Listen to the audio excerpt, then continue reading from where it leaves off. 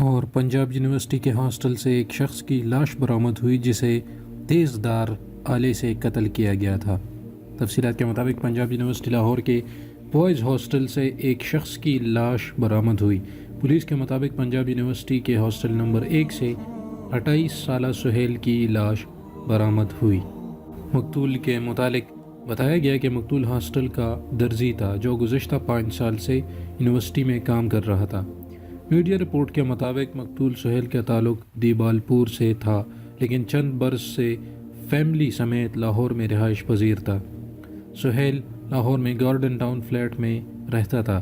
Police کے مطابق سہیل کو تیز دھار آلے سے قتل کیا گیا اور قاتل واردات کے بعد موقع سے فرار ہو گئے۔ یونیورسٹی کے طلباء نے ناقص سیکیورٹی اور ہاسٹل کے اندر قتل کے واقعے پر احتجاج کیا اور ہاسٹل انتظامیہ کے خلاف نعرے بھی لگائے۔ مظاہرین نے مطالبہ کیا کہ اس لرزہ خیز واقعات کی تحقیقات شروع کی جائیں اور مجرموں کو قہری کردار تک پہنچایا جائے۔ پولیس نے موقع پر پہنچ کر لاش اور شواہد کو قبضے میں لے لیا۔ پولیس نے قتل کے واقعے کی رپورٹ درج کر کے تفتیش کا آغاز کر دیا ہے۔ تو ناظرین، یہ ایک افسوسناک خبر جس کے مطابق ایک غریب آدمی کا قتل کیا گیا، تاہم تحقیقات کے بعد ہی کچھ نتیجے پر ہم پہنچ سکیں گے، لیکن افسوس کے ساتھ کہنا پڑتا ہے کہ گزشتہ چند سالوں سے قتل عام اور قتل و غارت کتنا زیادہ ہو گیا ہے اور یہ ایک عام اور معمولی سی بات سمجھی جانے لگی ہے۔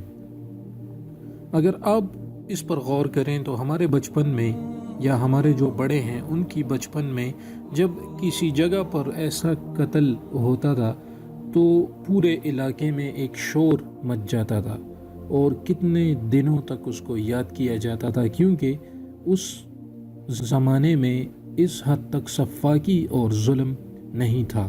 لیکن آج کل کے دور میں آپ کو ہر دوسرے دن ایسا کوئی نہ کوئی واقعہ دیکھنے کو ملتا ہے اور یہ ایک نارمل سی بات ہے، یعنی اگر بچوں کے سامنے بھی آپ کہیں تو انہیں بھی کچھ عجیب نہیں لگتا۔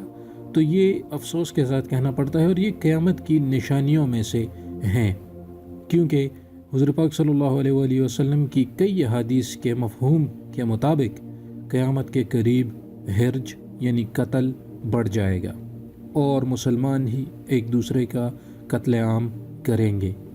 تو اللہ تعالی ہم سب پر اپنی رحمت نازل کرے اور ایسے واقعات سے ہمیں بچائے۔ امید کرتا ہوں کہ یہ ویڈیو آپ کو پسند آئی ہوگی، ضرور اس کو شیئر کریں تاکہ سب تک یہ پیغام پہنچ سکے اور مجھے اپنی دعاؤں میں ضرور یاد رکھیے گا۔ اجازت چاہتا ہوں، اللہ حافظ۔